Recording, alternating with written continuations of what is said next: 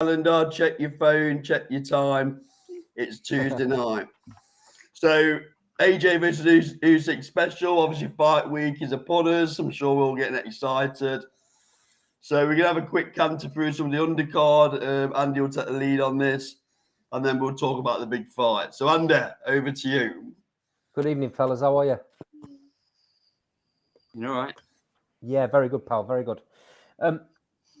Right, so before we do start the undercard, I think we need to talk a little bit about the presser and the excitement or lack of, I should say. We had this last time with Ruiz, and it's not changed one iota. The press conference was absolutely dire. It was dead. There was nothing about it.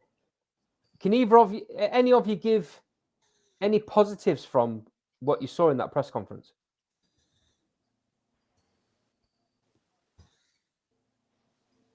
No. I'll take the silence as a no then.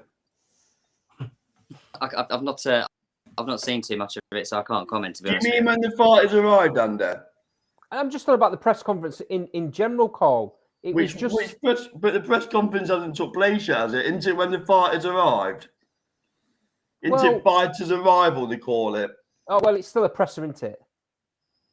So that was yesterday. Just to clarify, so yesterday we're talking about, yeah? Yeah. Right, yeah.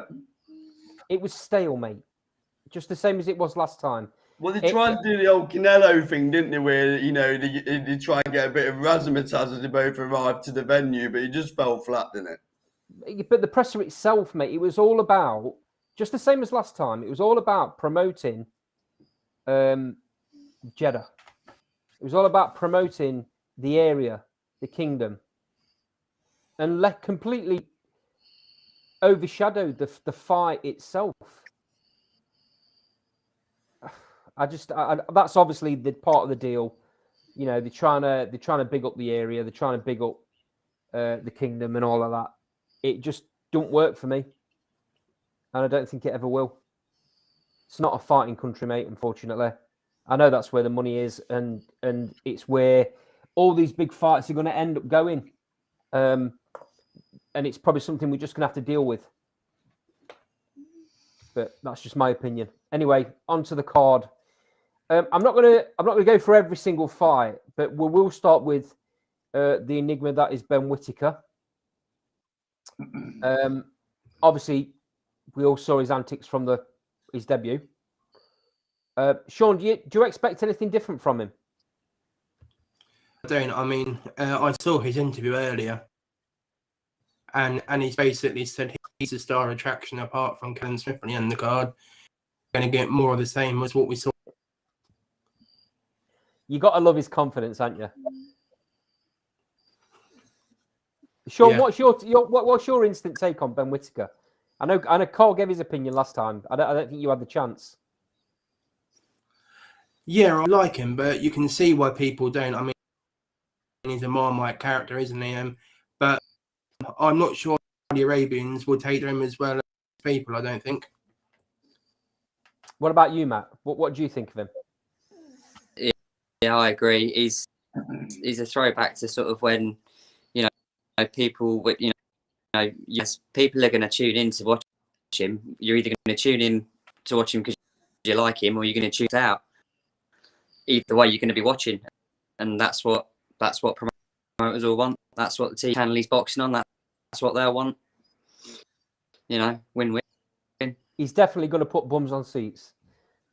He's definitely a Marmite character. I think he's great for boxing, to be quite honest. Were his antics a little bit over the top last time? Yeah. Was he a bit disrespectful to the caliber of fighter he was in with, who was obviously a journeyman? Yeah. Is he going to change who he is? Not a chance.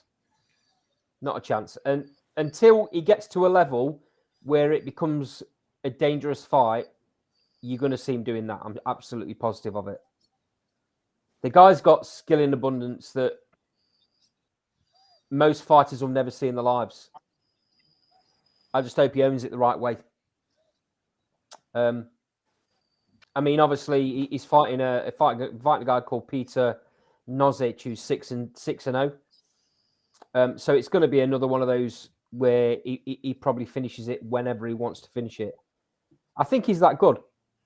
Carl, I know it's very early days. It's only his second fight. Is there a chance that we're going to see? Do you want to Andy? Do you want, before you make the point, do you want to just pick Jack's comment up in the side?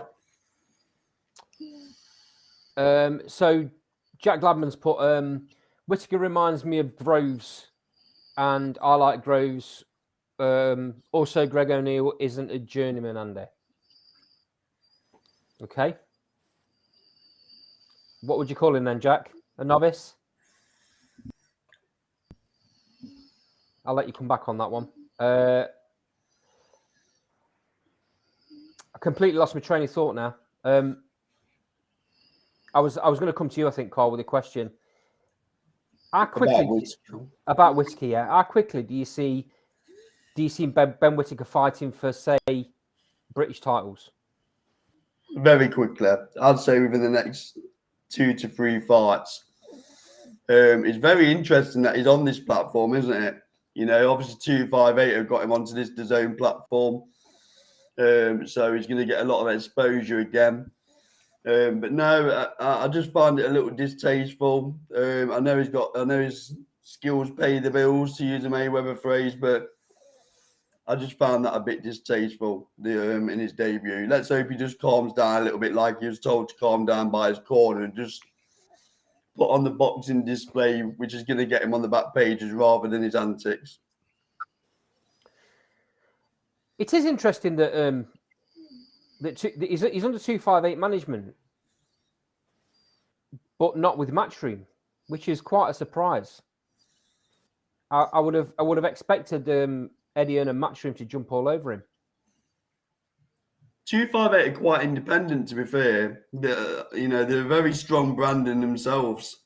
So it's not alien to be across broadcasters. They've got to be client as well, haven't they? You know, and if Sky were the ones who were putting the most money, he was being advised by somebody, and you know, I don't know what the figures were. Argument's sake, if somebody's paying you £1 million and somebody's paying you £500,000 and somebody's at £500,000, you're going to have some decent reasons as to why, sort of things. So they've got to, you know, how the company started, who's invested in it. They've got to act at the best of their client, haven't they? So yeah, absolutely. I mean, there's no doubt about it that in the very near future, Ben Whittaker is going to be the star of Sky Sports Boxing. I know, Carl, you think there's a very good chance that when he reaches a certain level, he'll get snatched from Sky. If there's only still bankrolling Matchroom, you think he's going to go there, don't you? In a word, yeah. Yeah. I don't think Sky will be able to get him the fights. Well, Ben Shalom won't be able to get him the fights that he will crave. So he'll go over to, my prediction is he'll go over to DAZN. So a couple of comments inside, Andy, from Jack and Joe. Okay, Jack's come back on the O'Neill. He says he was an area level fighter in the running for a Northern Area title before Matt McCallum got the shot and won it. I stand corrected, Jack. You're the man for that area, being a matchmaker, so you'll know a bit more than me. So I stand corrected on that. But Ben Whittaker made him look like a bit of a journeyman, and probably was a little bit disrespectful, regardless. Joe, in Sky Box Office UK, part of the deal with Saudis was to have him on. See, I have a different to that. I've been told it was 258 that pushed Whittaker onto that show and nothing to do with Sky. It was Joshua and 258 that got him onto the card. I heard the same thing in an interview with Eddie Earn, mate. Yeah. Someone asked him about Ben Whittaker, and he said that 258 requested a slot. And then obviously it was Ben Whittaker that got put on that. Okay, moving on. We're going to move on to Badu Jack, I was a bit surprised when I saw him on this card. Who's he signed to these days? I mean, the last I heard, he was with Probellum, but clearly that's not the case now. That may have just been a one-fight deal. So, is he signed to DAZN? Does anybody know? No, I think he's got links with Dubai and Saudi Arabia, so more like a mate thing that's got him on the card. All right, okay. He's saying online that he's still with Probellum. Right, okay. So Badou Jack's going in against Richard Riviera. Badou Jack sat at, it seems like he's been around forever, but he's sat at 26-3-3, which is not a massive fight record for someone that's been around for such a long while. Richard Riviera is sat at 21-0. What do you make of Badou Jack? Do you think he's got anything left? Is Badou Jack past his best? I'll come to you for that one, Matt. Yeah, I can't say anything, but it was the fact that he's not signed by anybody would suggest that there isn't what he's got going forward. Can't profess the name, but if you're fighting somebody that's 21-0 sort of thing, if that fight happens, he's getting into the opponent territory. I don't know anything about the geezer he's fighting, so I would be just looking, if you were just taking that on face value, that makes him look like the opponent to me, but yeah. Just before I come to you, before I come to you, lads, I'll pick some more comments up in the sidebar. Joe's come back on you, Carl, about the Ben Whittaker situation. Adam Smith says the exact opposite, but who really cares? That's another one of them. Someone's just trying to throw the weight about there a little bit, aren't they? Let's be honest, Joe. It must be true if either Eddie Hearn and Adam Smith saying it's true, eh? I mean, you could toss a coin on that one, couldn't you? Yeah, absolutely. At the minute, they're like bickering kids in the playground, aren't they? He's also said lives in Dubai. I think I'm sure he must be on about Badou Jack. Jack Gladman's put Badou Jack is Probellum still, but as the fan base in Saudi and friends with the Prince. That's obviously why he's on the card then, Jack. Thanks for clearing that up, mate. Joe's gone on to say, I'd say he's more of a gatekeeper nowadays. Yeah, it's probably the case. I would think he's probably getting a good packet for fighting on this card, though. If he's friends with the gaffer, then he's going to be getting a fair amount of money into. Anyway, back to Badou Jack. So obviously, not that long ago, there was a bit of controversy with him, and he seemed to fall off everybody's radar. No one wanted to touch him for a while. Probellum like to pick up these fighters that nobody else seems to want, and he's clearly got a bit of a fan base, as Jack said, in Dubai, and maybe that's where they see him fighting the rest of his career, the rest of his fights. Cole, do you think he's got any ambition left? No, apart from to earn a paycheck.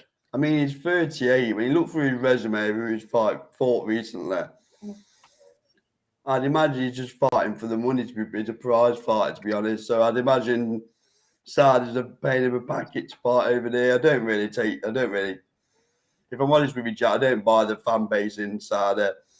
You know, they haven't got a big boxing history. They'll watch anyone over there, won't they, with a name, let's be honest. So I think he's just doing it for the money, and to be honest, I mean, what's he got to offer? He's in the Who Needs Him club for me.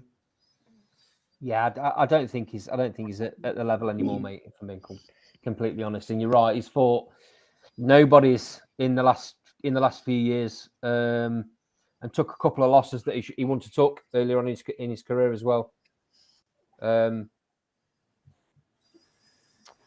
Yeah, moving on then. Quite a big name on the card, this Filip Pergovic, and I'll try and pronounce his opponent's name properly, but this will be another one for the highlight reel, I think. Zhali Zhang, is that right? Is that how you pronounce it, Matt? Yeah, go on with that. Yeah. Okay. This is a big platform for Urgovic to show what he's all about, isn't it? Yeah. Zhang's got a quite a good record, although not really fought anybody. 24-0-1. They're both Urgovic is Olympians, though, aren't they? So yeah. promises to be a decent scrap. This Urgovic is obviously his record stands for itself. well, there's a lot at stake here, isn't there? Let's be honest. There's a lot at stake. So well, it's one of those, isn't it? He looks good on this card. His third fight or second fight from Usyk Joshua, so he looks good on this card, and it could shoot him into mega stardom against some really big fighters. Going to be interesting to see how he plays out. But Zhang's no mug, is there? Sean, what's your opinions on Urgovic as a fighter? Do you think he goes all the way to winning world titles? Yeah, I really rate him. The crop is the under Usyk, Fury, Joshua, and then it's Urgovic, in my opinion. And I think he'll probably clean up for the next wave that comes after the undisputed fight, if that's what we get. So you put him above Joe Joyce and Joe Parker, do you? Yeah, I think he beats both. Wow, that's a big statement. Carl, saw the look on your face. Do you want to? Yeah, I like Urgovic. I like Urgovic, but to say I think he beats Joe Parker. I don't think he beats Joe Joyce. He's an avoided fighter, in my opinion. Hunter has backed out from fighting him. So I like Urgovic. Still got a bit to prove, hasn't he? But he's with Sauerland, so he's got an experienced promotional company behind him. He just kind of needs that breakout fight with a big name, if I'm honest. So let's see what Saturday brings. But yeah, I think he'll be hanging around this heavyweight division, Urgovic. So Joe's got an interesting comment. Urgovic is terrible. I can't see it. He's slower than Joyce. Yeah, I don't think he beats Joyce, to be honest with you. But you know how highly I rate Joyce. I think Joyce is a problem for anybody. But I think he beats Parker. Wow, Jack Bradman. If it's Parker beats Joe Joyce. Yeah, what does Jack know? He's only a matchmaker. Jack, do you want to jump on screen? You need to have this out with Carl. Carl, drop the link in the sidebar for Jack. I've done it. I've done it. He's eating his dinner or something. I don't know. Some rubbish. Oh, is it? All right, fair enough. Okay, I'm not sure where you're getting that confidence for Joe Parker from, Jack. If I'm completely honest, nothing in his last 3 or 4 fights makes me think he can get anywhere near Joe Joyce. I think it's an easy night's work.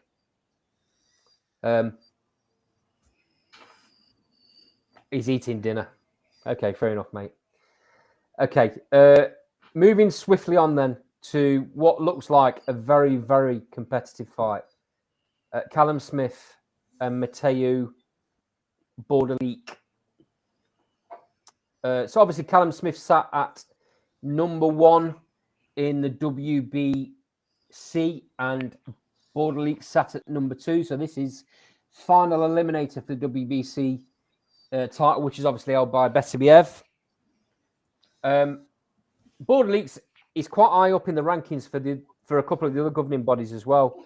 He's sat at number 7 with the WBO and number 7 with the IBF.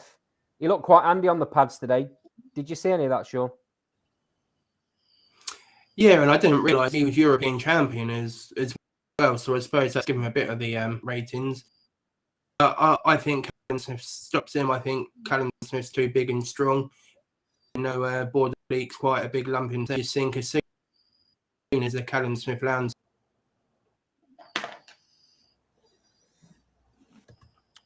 Yeah. I mean, well, I'm just going to pick a comment up from Joe in the sidebar. Joe's put, are you thinking it's a good fight because of the rankings? I'm thinking it's a good fight because Borderleaf's not a bum, mate. Does Callum Smith beat him? Yeah. Does he stop him? Absolutely. Callum Smith is an animal And in my opinion, he beats Beterbiev convincingly when they fight, and that'll be next. He walks through what Beterbiev's got nothing left. Old man, yeah, he has power, and as long as Callum Smith stays away from that, he stops him for me. Big statement, I know, but I really believe that. And then it's onto a unification, which is an absolutely outstanding fight, by the way. How long have I been calling Matt, Beterbiev a one? Andy, how long have I been calling Beterbiev a one-trick pony? Yeah, I know, mate. You're right. And when everyone coming on waxing lyrical about him, Callum Smith would take him to school. And I'll leave that there. I completely agree, mate. And a few years ago, you know, it would have been a much closer fight, and you could have arguments for Beterbiev winning the fight. But he's deteriorated drastically, in my opinion, in the last few years. Matt, what's your opinion? Firstly, on Callum Smith's chances at light heavy. You know, do you think he's carried the power? Do you think this weight suits him better than super mid? Your camera's gone off, mate. Can't hear you. Sorry, your voice has gone off. No, still can't hear you, mate. I'll come back to you in a second. Sean, that question to you. Yeah, I think so. I think Smith. I think a lot of people sort of underrate him because he isn't a big talker, is he? He just goes about his work unassumingly, and I think for him, he doesn't really want the recognition of the cameras or sort of his name up in big lights. He's quite happy just to go about his work. He wants to become a two-weight world champion. I think he probably becomes undisputed at. Yeah. Carl is a very humble character, isn't he? Yeah, I'm. As you know, Callum Smith. I still believe he gives Canelo. I think he beats Canelo at 175. Go on, I'll say it. I think if he ever gets in the ring, I think he was drained at 168.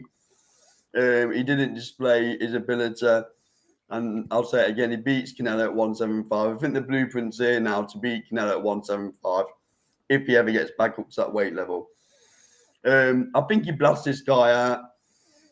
I'm going early as well. I think he'll make light work of this. I think there's a lot of frustration in there from Callum Smith. I'd like to see him a little bit more active, if I'm being brutally honest. But what a fighter. Yeah. What a fighter. I mean, his debut in the 175 division.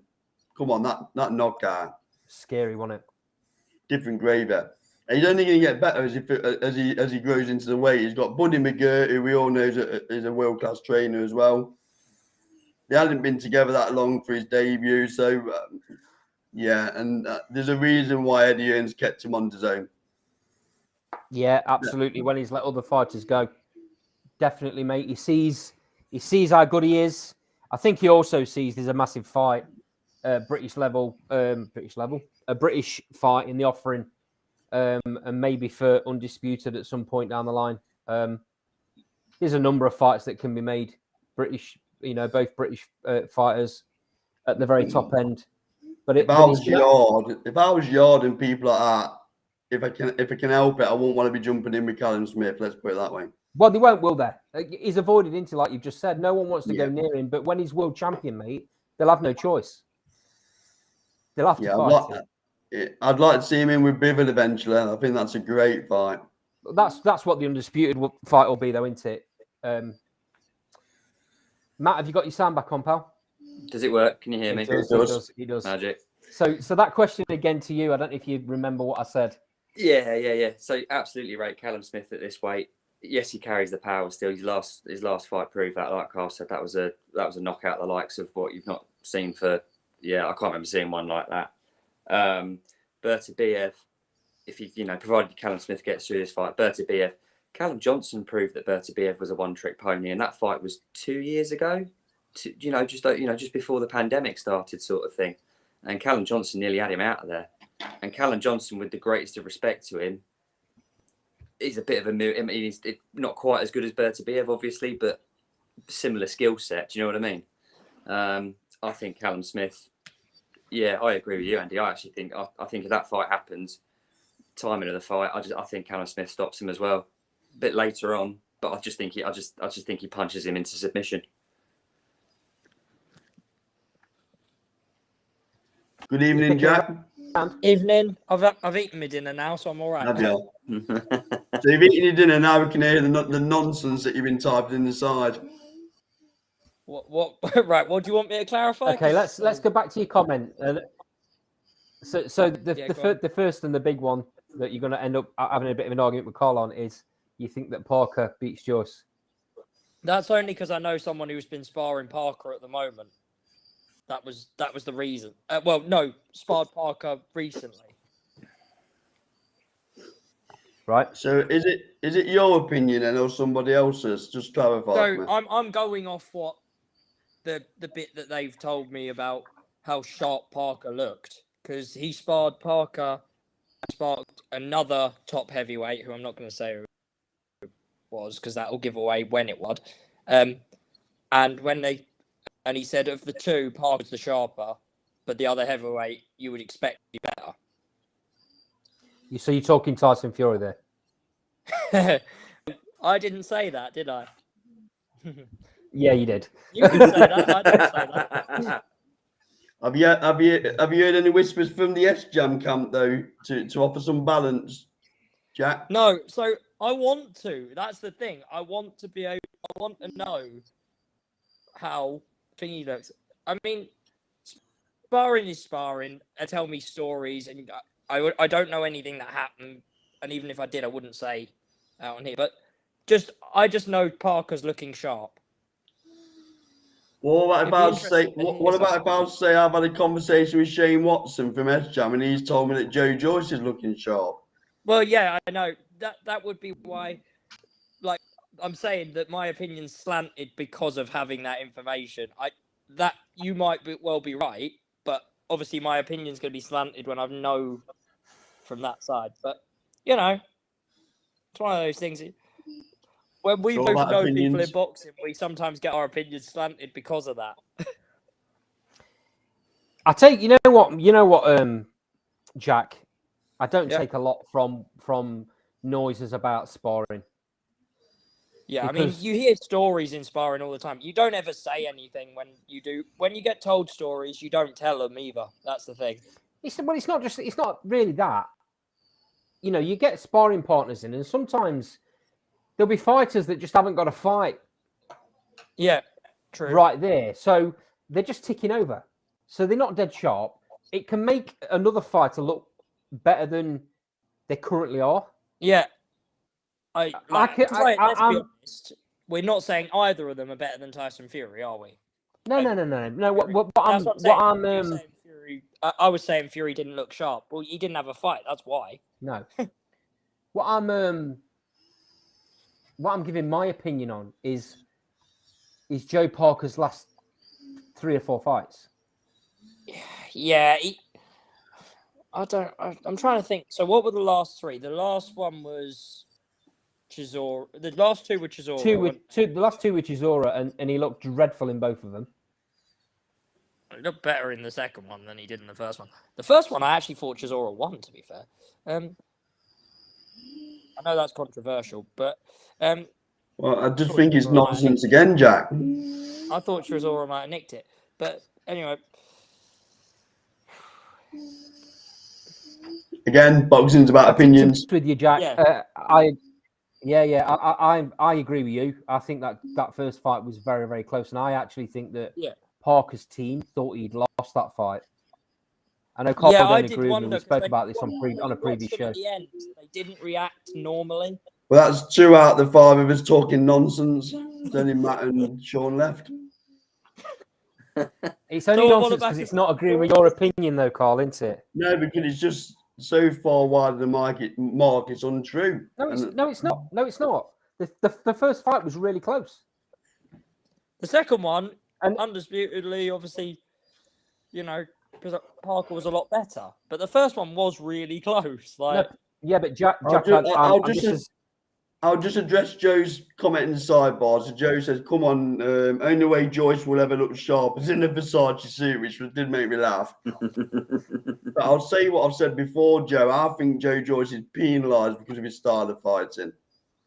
I think he gets you might be right on that. Actually, I'll give you that. Oh, thanks, Jack. Yeah, Joe Joyce. Joe Joyce is an absolute nightmare for any heavyweight, isn't he? Because he just doesn't. He's not he's not an easy night for anyone, is he? He's got a granite chin. Yeah, and I've been critical of him, as Carl will know, and I've said it on the show. I've been critical of him because I think he's robotic and I think he's a bit slow. Yeah, but that was my criticism of him. But he's got a world-class chin. Yeah, he's got a world-class jab, and he's got an engine that will allow him to fight all night long. And that beats most heavyweights, Jack. The only sort of fighters that I think would have an easy-ish night's work against him would be someone like a Fury who's big and can box. Movement is what beats Joe Joyce. Fury has an easy night against anybody, though, don't he? I'm desperately trying to think of someone. I think the answer you're looking for, Jack, is yes, Carl. You're right. Thank you. Yes, we'll move on. Right. So Joe in the sidebar, just to cut out your squabble in a minute. Joe in the sidebar's put, I agree. I like Joyce, but he's a hard watch. Yeah, it's not the most pretty fighter, is it? That's something surely you got to agree with, Carl. Yeah, I'll reiterate what I've said. I think he's penalised because his style of boxing. So he's not a boxing. When you talk about boxing purists, he ain't going to start doing the sweet science, is it? No, I don't think he's. I don't think he's that hard to watch. Personally, I don't think he's a harder watch. I think his style looks awkward. So I understand Carl's point. He's not a harder watch for me as somebody as like a Kid Galahad. Galahad for me is just. I mean, you just know he's going to come in and just do what he does and win a fight. It's not going to be attractive. I don't mind Galahad, you know. I think Joyce is. I like watching Joyce's style. I like watching him. He's busy. He gets down to it pretty quick. There's no feeling out with Joyce. He's just straight in the fight. And like you say, he can take a shot, can't he? Boy, can he take his shot. Yeah. That would still make you uneasy as a matchmaker that when he does take those shots, because you kind of go, even though you know he has an amazing chin, you kind of go, how long does that go on for? Yeah. Especially at heavyweight. I was just about to ask that question, Jack. At some point, that all those shots he's taking on the jaw, they've got to take the toll, haven't they? Yeah, they do. But I think we all know that's going to happen. It's just a case of when and if he can get to that world title before that happens. Like, because I mean, Chisora used to have a great chin, but he now doesn't because he's taking so many shots. And also, obviously, Joyce is a much better boxer because I know what Carl's going to say. Joyce is a much better boxer or anything than Chisora, but Chisora's chin for me is slipping. And so eventually... One thing I think Joyce also needs credit for is how quickly he's moved through the levels. Yeah, he hasn't hung about, but he couldn't because he was older, so he couldn't hang about. That's my point, though. That's often overlooked. And I feel like I need to get my S-Jam T-shirt on here. Shane Watson will be loving this, but... Again, you got to give him credit, haven't you? Because, like I say, he's worked his way through the levels quickly because of his age. Yeah, even like his pro debut. I remember watching his pro debut, and he fought like Ian Lewison or something on his pro debut, which was someone who wasn't. It wasn't someone you'd go and look for. If I'd been matching back then, I wouldn't have gone. Do you know what? I'll put my heavyweight in with Ian Lewison on their debut. Like it was a 10-rounder as well, wasn't it? I think he was a 10-rounder. They stuck him straight in. Hey, stuck him straight in a 10-rounder with somebody who was a decent. I haven't got box rec in front of me, otherwise I'd look. Yeah, I'm surprised the board allowed that actually. But just out of interest, I'll just do a quick round robin because this will tell us where we all think Joe Joyce is. I'll start with you, Sean. Out of the current heavyweights that are fighting right now, we'll take Tyson Fury out of the mix because he reckons he's retired. So let's just take Tyson Fury out of it. Out of the current heavyweights, who beats Joe Joyce? Ooh. Sean, this is for you. I think probably Deontay Wilder. Just Deontay Wilder. I think AJ as well. Okay. Not Usyk? Well, going off their amateur fights, I think Joyce could probably beat him. Same question to you, Carl. I think Wilder beats him. I think he'll eventually land on him. I don't think AJ beats him. So I'm going to go Wilder. And that's your lot. Because he's obviously, the reason I'm asking this is because the winner of this fight becomes mandatory for the WBO. And they will be next in line once these two have finished squabbling. Whether there's an undisputed fight next or not. After that, Joe Joyce gets his shot. No, not if there's an undisputed. The WBA is next in line. All right, okay. So the WBA has to come first, then it'll... No, hang on. WBO's last in line because Usyk was WBO. But they're also, I think he's also WBC number, wasn't he? Isn't he? Yes, but the WBC are likely to order Wilder versus Hellenius for the vacant belt. Which is an absolute... Oh, we agree on this, Carl. Like, or they're going to do an 8-man tournament. If they do the 8-man tournament, fair play, because I'm actually all right with that. No, yeah, I'm not though. I'm not though. Hellenius is And you know outside why of I'm it. not, Jack? You know why I'm not? Why? Because it'll be Deontay Wilder and 7 bums. No, because they're saying the top 8 on their rankings. So let me think. It's Wilder, Joe Joyce. Joyce, Ortiz, Ruiz. Which Really? I don't really. Ortiz They're and fighting each other Ruiz. already, so it doesn't really matter. White's one of them, but I can't remember who the rest of them are. Aklim, the Russian guy that knocked Deontay Wilder out as an amateur, Aklimedov, however you pronounce it. Who's had about Okay. 9 fights and sparked everyone. Back to my question. Same question to you, Jack. Out of the heavyweights currently fighting, who beats Joe Joyce? Wilder, Joshua, Usyk, Parker, I think, because I think White's probably not going to get there now because I think that Fury fight took a lot out of him. Okay, interesting. Matt? Wilder and Usyk. I agree with... Potentially Hrgovic, but I haven't seen anything yet. Nah, not a chance. I agree with Matt. I think the only style that beats Joe Joyce is movement. So with Fury taken out of the mix, the only other person that I think beats him just on movement is Usyk. I think Usyk's capable of staying away enough. I'm not convinced Deontay Wilder beats him. I know Deontay Wilder's got that massive bomb, and Joe Joyce is fairly easy to hit, so there's an argument there. But I think Joe Joyce is a better boxer than Deontay Wilder. But if we're saying that Wilder beats him just on the punch, I suppose that Aklimedov has got the same level of punch as Wilder. So are we saying that he... No, he's not that level at the minute. I mean, he's never going to get near Joyce. That's the thing. If Joyce's footwork's good enough, he won't. Wilder won't get near him. And I'm talking myself out of this, but if Wilder lands, he'll... It's interesting. I asked that for a reason because, like I said, he's sat at number 1 in 2 of the governing bodies, and he's going to get a shot at some point. So depending on who the champion is at the time, it's likely to be Usyk or Joshua.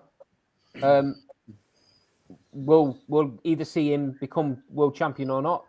And on a couple of years' predictions, he beats Joshua. And only on mine and Matt, there's only me and Matt that thinks Usyk beats him.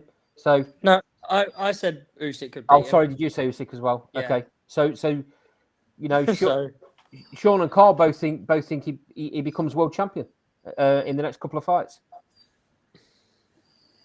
Interesting. Anyway, we come off topic. We come away like we do on this show. Let's get back to Callum Smith. Let's get a couple of predictions from everybody. So start with you, Carl. How do you think the fight goes, and how does it end? So I think Callum Smith does anything that he wants with this guy.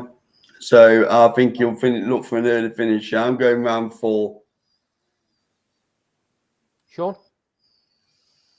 Yeah, around earlier for me. I think I'll do it in 3. Wow, okay. Matt? Smith in 6. Jack? I think he'll take a couple of rounds to feel him out, and then I'll get rid. So I'm going to go 3. Okay, I'm going to go round 5. I think this guy's a little bit better than we're giving him credit for. So I'm going to go round 5. Okay, moving on to the headliner. Quite a lot of interesting things going on in the background. A lot of people, a lot of big pundits giving a lot of predictions. You're getting your usual things where Usyk's best mates are backing him up. First and foremost, I'll come to you for this, Jack. Yeah. What's changed, really? In reality, what's changed in Joshua's camp? Because he's still got 2 coaches. Yeah, that's still, that 2-coach system to me doesn't work, and I don't know. That's not me. Like, he can do what he wants. Like, he probably knows way better than me. But the 2-coach system, it is a different style. But I don't think one fight camp is enough to learn an entire new style. And so he does the tactics he was given in the last fight weren't a great idea, but then he didn't follow them anyway. So it's kind of like he's going to have to box completely differently to have any chance of winning this fight, because he's going to basically have to be on the front foot and make Usyk go on the back foot. Because if he just lets Usyk box, jab and move and use his boxing ability, he's going to just get outpointed and maybe even broken down and stopped. There's no point boxing someone like Usyk, because you're probably not going to beat them in that way, unless you're an absolutely exceptional boxer. Because Usyk boxes like the lighter man he is, basically. Okay. Carl, Garcia's been brought in to change Joshua back to his aggressive style. Is that going to be enough? Well, I've gone on record time and time again saying that I don't believe Anthony Joshua can box as badly again. I think the game plan was all wrong first time round. I think it flattered Usyk, the performance. I think it was more how poorly Joshua fought rather than how well Usyk fought. So all these fanboys that are running around saying Usyk's the next best thing since sliced bread, I think they're going to be in for a bit of a rude awakening at the weekend. I think he's got a window of 6 rounds to get him out of there. So Joshua. I think Joshua's got a window of 6 rounds to get him out of there. Okay. So I hope he doesn't come in. I don't believe he will. I just think he needs to come in aggressive and put it on him and force him back, because people get the rose-tinted glasses on. There were times in that fight where he hurt Usyk when he actually went to the body. I think that's the key, going to the body. So I think Joshua's going to win at the weekend. I think he's going to do it within 6 rounds. Matt, do you think they should have bought a sports psychologist since camp? Who knows? Don't know. Not bothered. I think to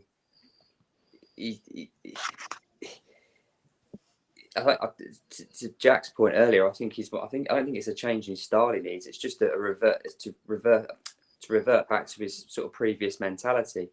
One of you boys on here previously has said, like, since the Klitschko fight, he's been a bit not gun shy, but he's been a lot more. I said it, mate.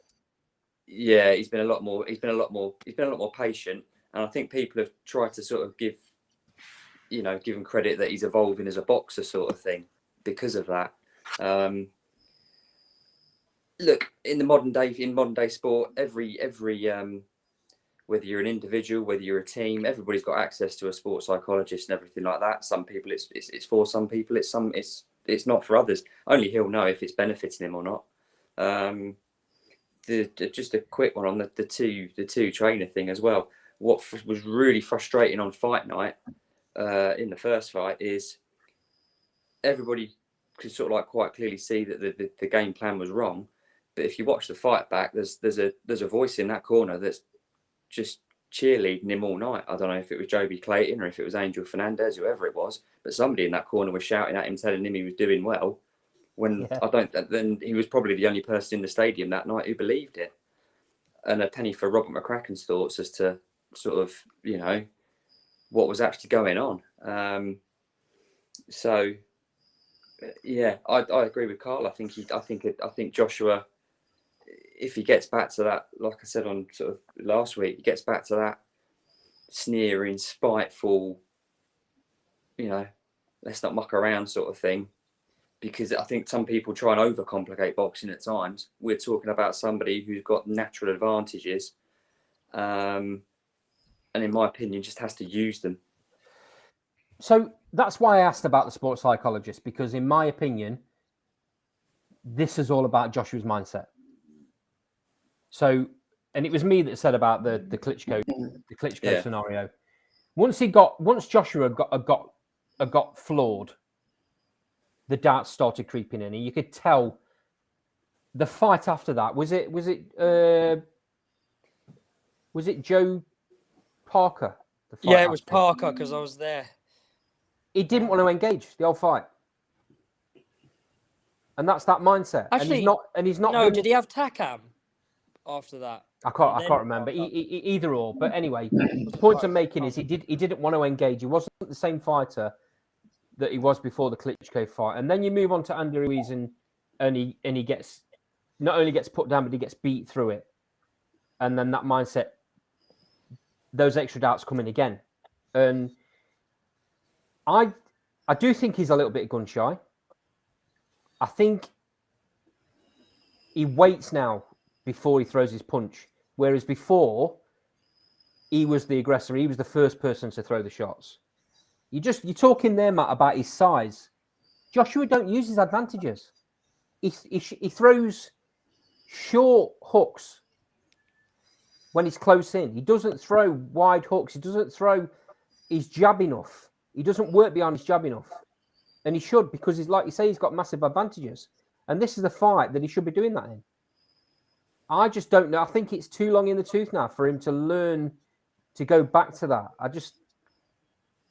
But you're right. Both of you are right. His only advantage in this fight is to try and put it on Usyk. So one or two things, in my opinion, is likely to happen. I'll give you my prediction at the end. Sean, what do you think Joshua needs to do? Do you think any differently to the other guys? No, I mean, I said last week it's about his mindset, and interestingly, talking about on Sky, I think Rob McCracken thing to do to get rid of him, because he made him defend. He got put down by Klitschko, and I think someone all the time sort of say that he's vicious, he's ferocious, and I think maybe with McCracken that's what he lost. He got probably too cozy there, and he needed. And I think with what we'll see in the weekend is the sort of age where he's going to be ferocious. I think he's going to probably, well, he's not going to be reckless. I don't think he'll come forward educatedly and almost go through Usyk like a steam train if he does. I think as soon as he lands something significant on Usyk, we'll see Usyk react, because he's himself. I don't know if you've seen him, and I think that's going to be a big detriment to him, because he will see power and movement. And if he's putting G's on, as Amir Khan's alluded to, I think fire against Usyk, and I think it will be AJ's advantage. I was chatting to Rob Tebbett about that. He was saying that he interviewed him, Usyk, because obviously he's out in Saudi, and he actually said he doesn't look that much bigger when you interview him in person. So I don't know how much he actually put on, or whether the angle of the photos we've seen was done deliberately like that. Because I mean, some fighters do that, don't they? Surely not. Come on, surely not. I got the sarcasm. I agree. No, I agree with you, Jack. And I think it's just that's all just a game. I think he'll come in very similar to the last weight. Yeah, I think you might have been in the chat, or one of you two was, when Rob mentioned it and said, I've interviewed him, he doesn't look that much bigger. I was like, all right. I think AJ's looking very. He is, yeah. Yeah, I mean, Yeah. he does actually look lean. Usyk's team are going to know though what the plan is. I heard his manager just sort of say like they're expecting hell for the first 6 rounds, so he's going to be prepared for. They're going to have something up their sleeve for that. I'm looking forward to. I'm really looking forward to seeing how it goes from the first bell Saturday night, because if they know what's coming or they've got a good idea what's coming, I'm really interested to see what they've got to counter it.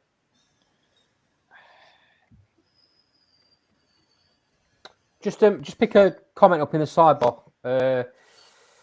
Joe's put Robert Garcia is a front foot coach. Angel Fernandez isn't. Mixed messages, in my opinion. Usyk needs a KO to win, but Joshua has one mutual shot.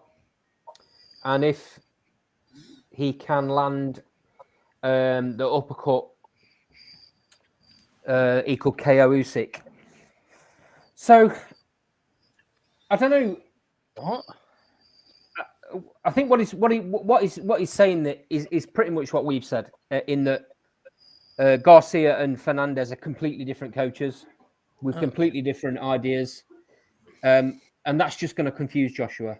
He needs to listen to one or the other. I don't understand why he's still got the two. Garcia is obviously his main coach. I think Joshua is going to be very aggressive. And I think because I think he thinks that's his only chance of winning the fight. And I'm with Carl. If Joshua's going to win it, it's got to be within the first 6 rounds, because after that I think he'll probably be gassing. And maybe that's why he's coming lighter, thinking that he's going to need, if he doesn't get Usyk out of there within those first 6 rounds, he's going to need something left in the tank. I'd find it hard to believe that Usyk would put a lot of weight on. No, because it'd be massively hard for him to carry. Joe's also put Usyk has just grown into the weight. I think that's the case as well. I think that might be the case. I don't think he's put on 15 kilos. I don't know where Emir Khan's got that. Yeah, Joe. In the shed. Joe's out with a dog, so it's difficult typing on one hand. I'm sure he did say out with a dog. Yeah, fair enough, mate. No worries. Okay, so I think we'll go prediction time now then, lads. I'll start with you, Carl. Yeah, so I'm going for Anthony Joshua to win in round 5. Matt. Joshua in 7. Sean. AJ in 4. Jack.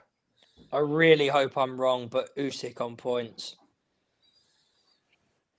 And I'm going to go Usyk knockout round 8. I want to be wrong. I just... The reason I'm going for that is pretty much what we've all said. Joshua's going to be going for it early on, and he's going to waste a lot of energy. Would I be surprised if Joshua knocked Usyk Hold on. Don't start giving us this weird edge in your bet. Let me finish. You've made your decision. Here we go. I wouldn't be surprised if AJ takes him out into 6. Let me finish. Let me finish. Don't jump in. You've had your say. I'm doing mine now. Go on then. Here we go.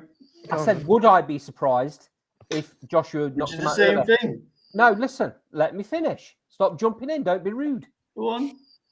Would I be surprised if Joshua beat him early? No, I wouldn't be surprised. I'm not gonna stand up and go, oh, I can't believe that's happened, because it's heavyweights, mate. That's It's like heavyweight me, boxing. Matt. That's Anybody like me, can Matt. land.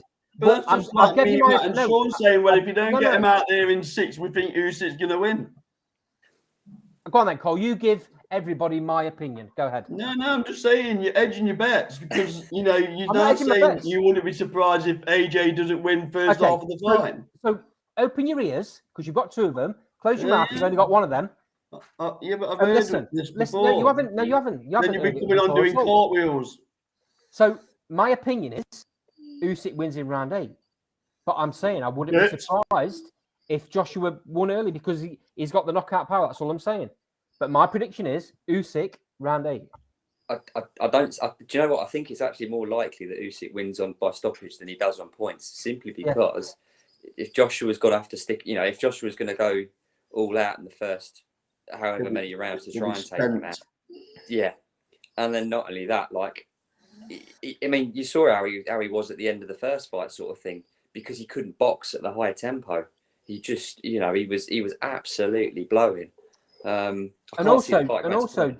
also, Matt, he didn't expel a lot of energy in that first fight. He couldn't get anywhere near. If he's going to try and put it on Usyk, he's going to lose loads and loads of energy in them first few rounds. But that was because his tactics were all a mess, where he's trying to box him. I wanted to come out and big man him. So, like I said, just to clarify, I think Joshua will win round 5. I think he'll knock him out, but I wouldn't be surprised if Usyk stops him 7, 8, 9, 10, 11 or 12. Just to clarify my position. Wow.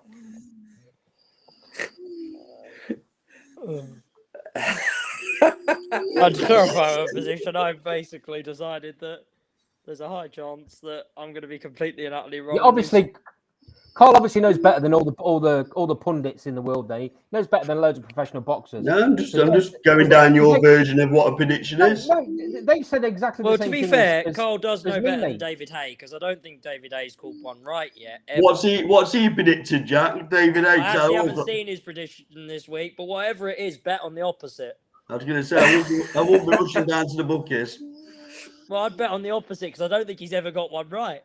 He said, "What?" Sorry. The last I he's actually picked Usyk, so that's the kite for him. Well, yeah, that's In fact, what the guy was for Usyk. The matter is, it's heavyweight boxing, and one shot changes everything. One shot changes everything. It's heavyweight boxing. One changes everything. One thing I'm looking forward to the fight. Let's put it that way. Yeah. That Joshua wears himself out, and Usyk stops us of it. Last point. What do we think of the prize point for the fight? I just don't get it. What is it, Carl? How much? $26.95, is it? $27.95. $27.95. I'm going down the pub anyway. I'll spend 30 quid on beer. Man, Hey? Good excuse to get down the pub, innit? Yeah, exactly. We're slowly starting to creep up and up and up. Yeah, we're going to be America.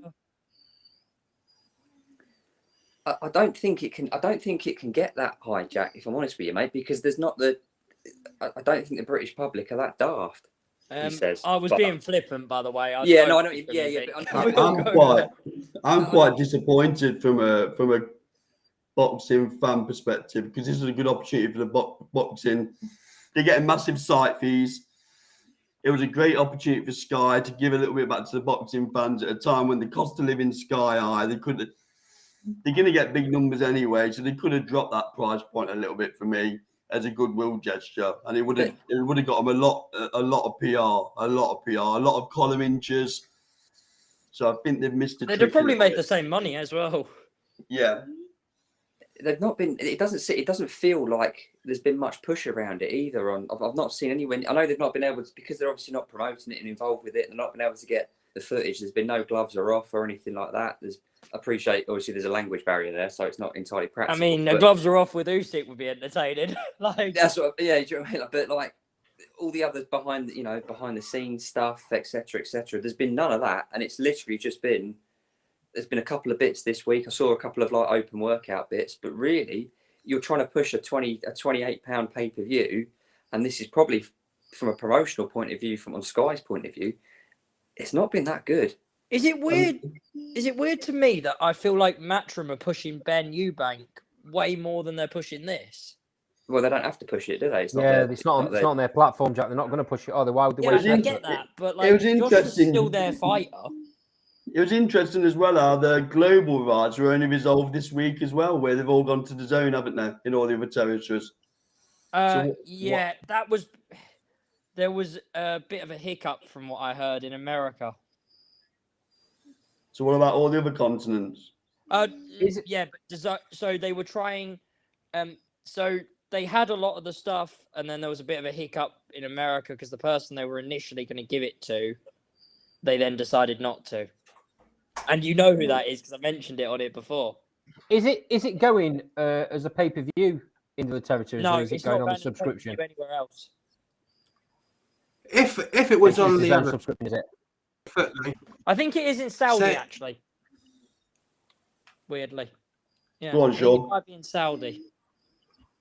yeah, I was just going to say, it was on the other foot, and it was pay-per-view in America. Do you think DAZN would put it on subscription for us like they've done for this, or do you think it would have been pay-per-view? Pay-per-view for absolute certainty. Well, yeah. The difference is it'll Try and make the money back on Joshua. afternoon there. On the West Coast, it's like 2:00 in the afternoon. So And there's a bit of snobbery, Jack, in there. Jack, there's a bit of snobbery in the US about watching British cards in the middle of the afternoon, isn't there? Yes. They don't like it, do they? They don't like it, and I mean, they're. It's hard enough to get them to watch people on the West Coast to watch cards that are on the East Coast. Never mind the flipping pay-per-view at 2:00 in the afternoon from the UK. The ones that really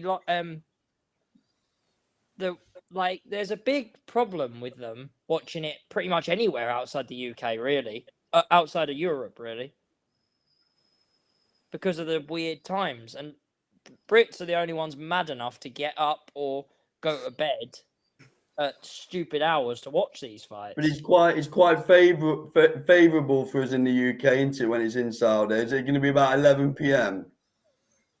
It's 10:30, 11, isn't it? Yeah. So that we can live with that, can't we? I can live with that. I can live with a 4:00 in the morning flipping a US one, but it's just annoying. Whereas the Saudi ones, at least it's on at a normal time. Yeah. Right, let's bring it to a wrap on there. Jack, thank you very much. Sean, thank you very much. Matt, thanks for coming.